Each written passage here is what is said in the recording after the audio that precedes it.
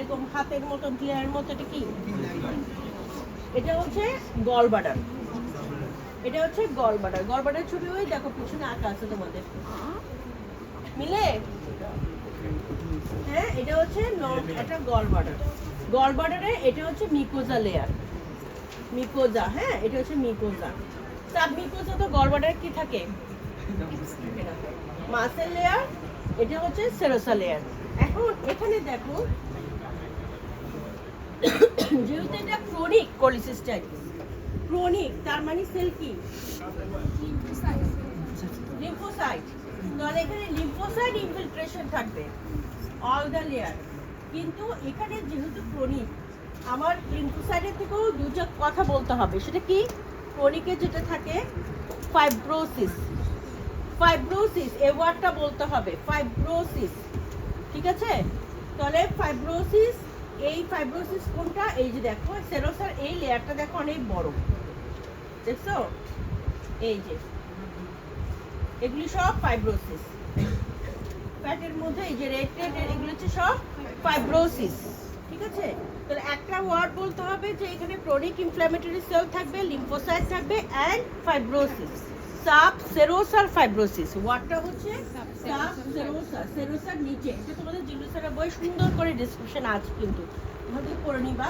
আমি পয়েন্টগুলো বলে দিচ্ছি। সাব সেরোসার ফাইব্রোসিস এবং হচ্ছে কি লিম্ফোসাইট ইনফিলট্রেশন। আরেকটা ওয়ার্ড থাকে আমরা যেটা ক্রনিক কোলিসিস্টাইটিসে বলি, সেটা কি?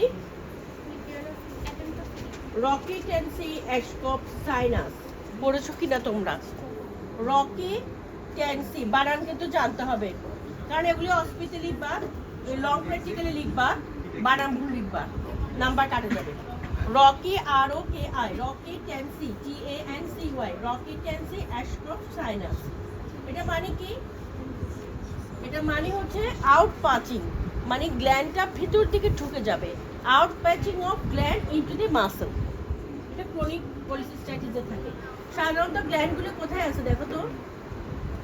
এটাতে আছে। এটা হচ্ছে কি? মিকোজা। মিকোজা, মিকোজাতে সব গ্ল্যান্ড। এটা কি? মাসেল। এই যে সাবমিকোজা তো গলবাটারে আমরা ওরকম ভাবে লেয়ার পাই না। এটা হচ্ছে মিকোজা। দেখো এটা হচ্ছে মিকোজা, এগুলি হচ্ছে মাসেল লেয়ার। বড় করব, দেখো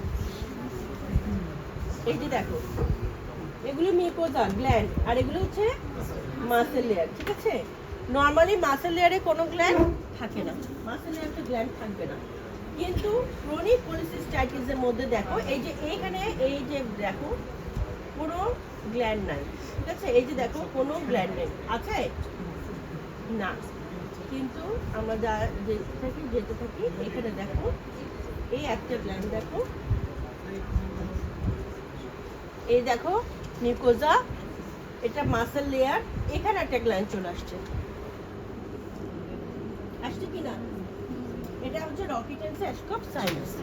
আউট পাচিং মানে ভিতরের দিকে ঢুকে যাওয়া গ্ল্যান্ড। যেহেতু এটা নর্মাল বিনাইন গ্ল্যান্ড, সেজন্য আমরা এটাকে ক্রনিক কোলিসিস্টাইটিস বলছি। যদি এই গ্ল্যান্ডটা খারাপ হতো আমরা এটা কার্সিনোমা বলতাম, কারণ এত ভিতরের দিকে ঢুকে গেছে।